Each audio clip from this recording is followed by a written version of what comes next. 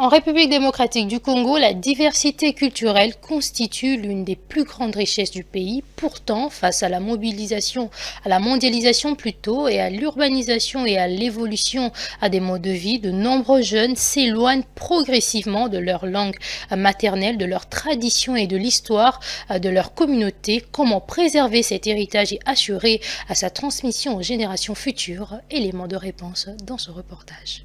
La République démocratique du Congo compte plus de 450 tribus, chacune porteuse d'une langue, de traditions et d'un patrimoine culturel d'une grande richesse.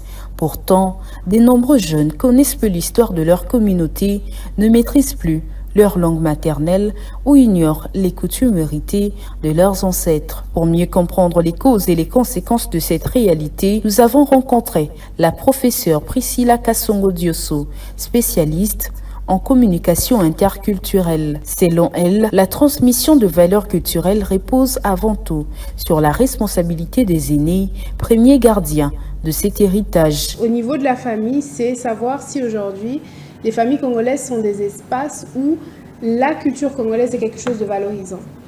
On a des familles dans lesquelles, même, vous avez parlé de la langue, même parler la langue lingala, qui est la langue véhiculaire en RDC, notamment à Kinshasa, est déjà un problème. Alors quand vous êtes déjà dans une famille où parler une langue locale est un problème, vous imaginez que la culture qui va avec, ça passe pas non plus. Mais tout n'est pas perdu. Pour la spécialiste, les familles, l'école, le média et les institutions culturelles ont un rôle déterminant à jouer pour raviver la mémoire collective et favoriser la transmission de ces patrimoines aux jeunes générations. La journée du 30 juin devrait être une journée justement où on met en avant nos cultures.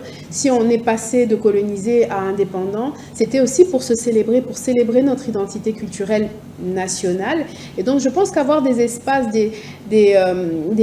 on a déjà des musées, mais des espaces vraiment d'échange culturel, vraiment, ça pourrait être intéressant. Et quand je dis espace, c'est vraiment des structures existantes pour valoriser les cultures, pour les visibiliser et pour permettre justement l'apprentissage aux plus jeunes.